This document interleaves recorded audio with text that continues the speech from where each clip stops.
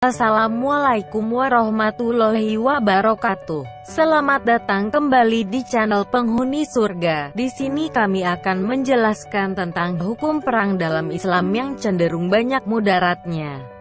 Sebelumnya, bagi yang belum subscribe silahkan di-subscribe terlebih dahulu. Dan jangan lupa nyalakan lonceng notifikasinya. Jika menurut Anda video kami bermanfaat, silahkan share ke seluruh sosial media yang Anda miliki. Hukum perang dalam Islam yang cenderung banyak mudaratnya. Menurut kamus, perang merupakan kata dalam bahasa Inggris yang berarti lelucon yang dilakukan terhadap seseorang hingga yang bersangkutan merasa malu, bingung atau tidak nyaman. Di negara asalnya, dampak yang ditimbulkan tidaklah berat karena perang sejatinya adalah humor. Karena itu, perang dirancang untuk membuat orang-orang tertawa. Namun, jika perang dilakukan secara berlebihan, dalam arti untuk mengintimidasi, menakut-nakuti ataupun merundung orang lain, maka hal itu tidaklah dibenarkan.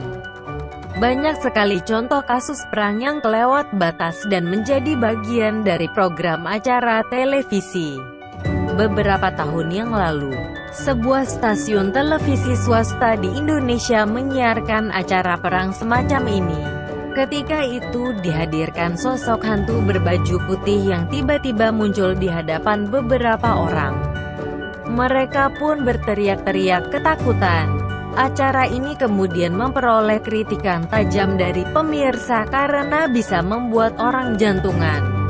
Namun, meskipun begitu, acara semacam ini tetap ada dengan balutan yang berbeda. Lantas bagaimanakah hukum perang dalam Islam? Dalam Islam, lelucon semacam ini tidaklah dibenarkan. Bahkan Allah melarang umat Islam untuk melakukan permainan semacam ini. Karena dalam perang, seseorang akan ditertawakan karena ketidaktahuannya kalau semua yang terjadi hanyalah lelucon. Dalam Al-Quran, Allah SWT berfirman, yang artinya, hai orang-orang yang beriman, janganlah sekumpulan orang laki-laki merendahkan kumpulan yang lain. Boleh jadi yang ditertawakan itu lebih baik dari mereka. Dan jangan pula sekumpulan perempuan merendahkan kumpulan lainnya. Boleh jadi yang direndahkan itu lebih baik. Dan janganlah suka mencela dirimu sendiri dan jangan memanggil dengan gelaran yang mengandung ejekan. Seburuk-buruk panggilan adalah panggilan yang buruk sesudah iman, dan barang siapa yang tidak bertobat, maka mereka itulah orang-orang yang zalim.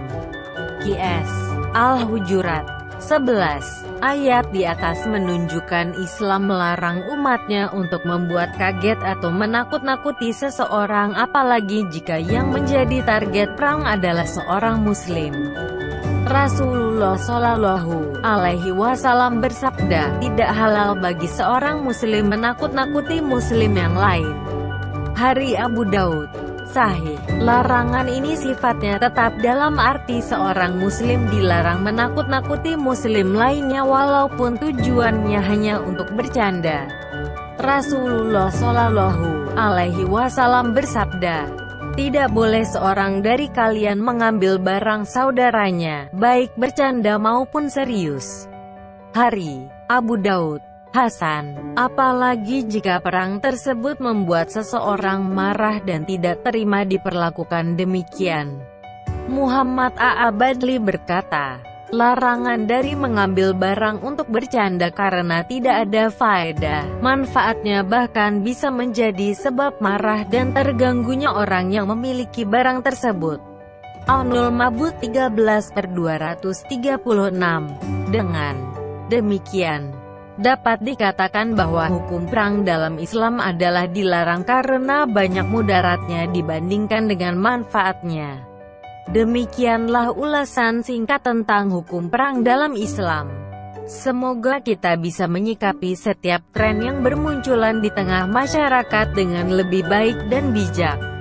Demikian penjelasan tentang hukum perang dalam Islam yang cenderung banyak mudaratnya. Terima kasih sudah menyimak video ini hingga akhir. Semoga bermanfaat bagi kita semua. Sampai jumpa di video selanjutnya. Wassalamualaikum warahmatullahi wabarakatuh.